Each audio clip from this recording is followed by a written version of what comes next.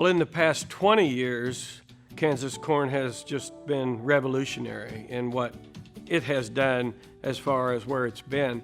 But in the last 5 years, we've done so much with our dollars and with our exposure and with not just concentrating on production things. Well, there's all kinds of things going on. We've got a new education program where we're introducing GMOs, biotechnology, ethanol into the classroom. That gets me excited so that we can make the consumer aware of what's actually going on. Give them the truth, give them data that will support what we're doing, the good science. I'm also excited about what we're doing in helping create ethanol infrastructure.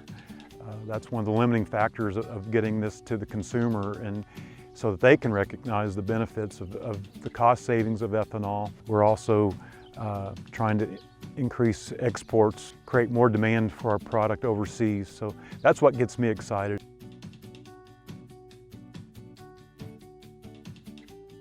If we're going to continue to expand the ethanol market, increasing that to 15%, the year-round ethanol was a sale of E15 was a big part of that, but because of the fact that the RVP was limiting the amount of ethanol that could be sold on an annual basis. Well, I think that the higher ethanol blend, having that choice there for a consumer is important. We have to have that market access, and I'm proud of the fact that Kansas Corn has invested dollars in helping stations make those conversions and put in those types of pumps that'll handle higher blends of ethanol. Kansas Corn gave me a lot of information as far as how to get going in it. And also then I needed to talk with who I was buying my fuel from to make sure those two can coordinate. And by him coordinating and talking with Kansas Corn, he was excited about it. So once I got him on board and the Kansas Corn, just filling out the paperwork and working with him has been very easy, and I've enjoyed it.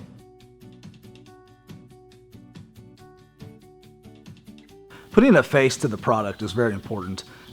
Being able to understand where their product comes from, being able to understand that we are doing the best job that we can do to raise a quality product for them, showing them that our products that we feel here in Central Kansas are some of the best products in the world that they could be buying, knowing that they're getting good value for their dollar that they're spending in the United States economy.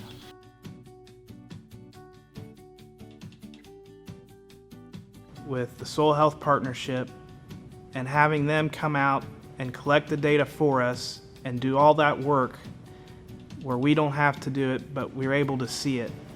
And it's a lot easier. Like, I don't know all the ins and outs and decipher through all that information, but having them do it and having them show us that how it's improving our farm, that's the most eye-opening thing I think that really helps. It's beneficial.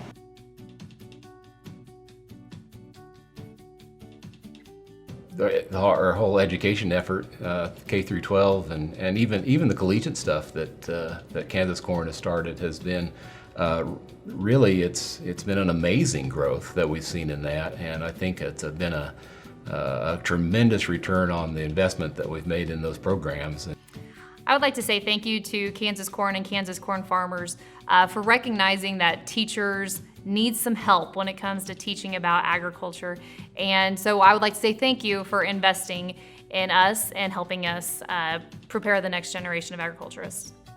I would like to take a minute to thank Kansas farmers for providing all of the materials and resources and knowledge to my primary students. My primary students are very much interested in their world, and by being able to have all of the kits and the resources that you provide to us gets my kids interested in different fields of agriculture, and maybe someday they will grow up to be just like you.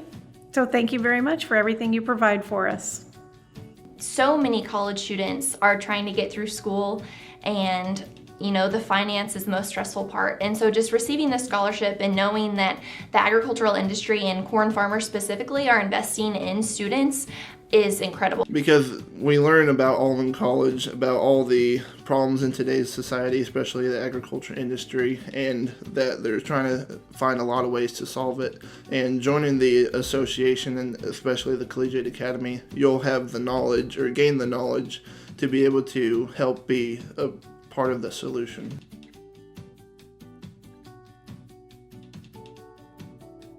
The corn industry needs somebody fighting for them for 2 or 3 reasons.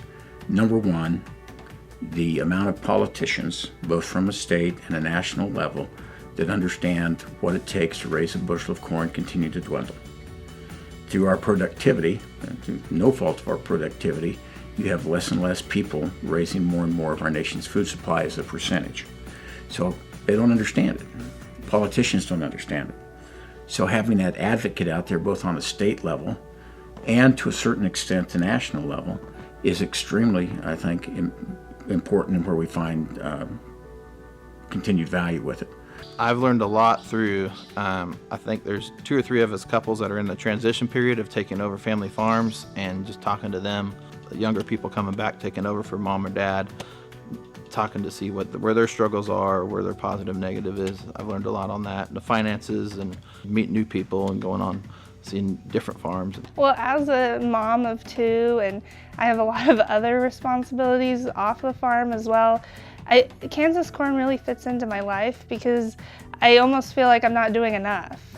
I guess I have been involved when I've been asked, and I've enjoyed it, and I think I'm learning a little more as we go, and it's fit in great. We've got a lot of people that are really busy covering lots of different areas. We've got more staff than we've ever had, and are covering lots of meetings, building relationships with new growers, with younger growers, to make them aware of what's going on in the industry.